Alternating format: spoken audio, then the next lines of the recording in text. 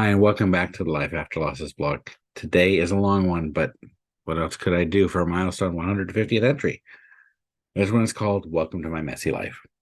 Now, I know it shouldn't matter in the long run, but it did weigh on me this week as I was preparing to get into a mind space that would bring forth to this blog the answers that we're all seeking at the same time.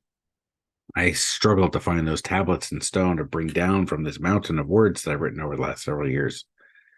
Some epiphany that solved all of the problems. This is entry 150 in Life After Losses blog, after all, so it needs to be epically perfect to mark the milestone. Then it struck me. It's perfect enough in its imperfections because life is not perfect. It's the perfect metaphor for how I write, sometimes clean and articulate, and other times messy and rambling, like life. My blog is therefore life. Life is messy, it's unpredictable, chaotic, and full of surprises, both good and bad. It's a roller coaster ride of emotions, experiences, and challenges that can leave us feeling overwhelmed, disoriented, and sometimes even defeated.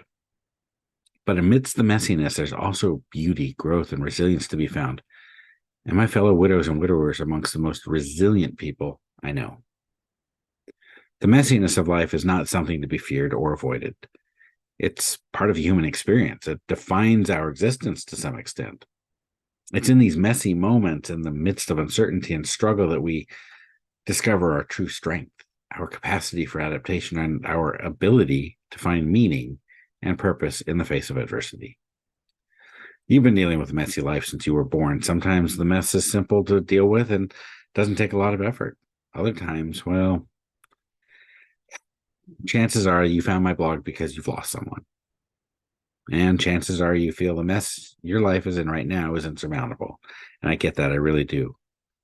And I also know that until you embrace the messiness and acknowledge it, it won't get any better. So if you're religious right now, you'd probably think about the serenity prayer. God, grant me the serenity to accept the things I cannot change, the courage to change the things I can, and the wisdom to know the difference. That one. Look, the messiness of life is not a sign of failure or inadequacy. It's a reminder that we are constantly evolving, learning, and growing. It's an invitation to embrace the unexpected and to let go of our need for control. So, how do we embrace the messiness? How do we find motivation amidst the chaos? I got a few thoughts on that. Number one, acknowledge the mess. First step to navigating life's messiness is to acknowledge its existence. Accept that things won't always go as planned, that setbacks and disappointments are inevitable, and that challenges are part of the journey. Number two, embrace life's impermanence. Life is constantly changing and nothing stays the same forever. Embracing impermanence allows us to get rid of those rigid expectations and embrace the fluidity of life. It helps us appreciate the present moment and find joy in the fleeting beauty of each experience. Number three, find strength in vulnerability. Vulnerability is not weakness. It's the courage to be open, honest, and authentic. It's about acknowledging our imperfections and embracing our humanity. Vulnerability allows us to connect with others on a deeper level, fostering empathy, understanding, and compassion. Number four, learn from mistakes.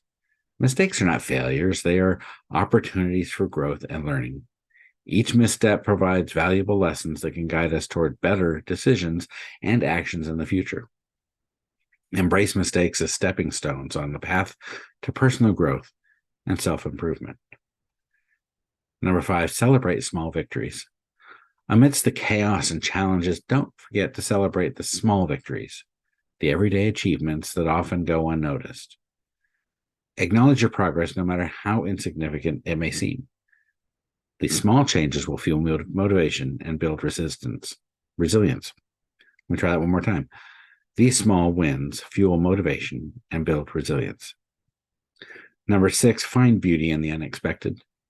Life's messiness often leads to unexpected detours, unplanned encounters, and unforeseen opportunities. Be open to these surprises as they may reveal hidden gems, new perspectives, and unexplored paths that enrich your journey. Number seven, seek support and connection. We are not meant to navigate life's messiness alone.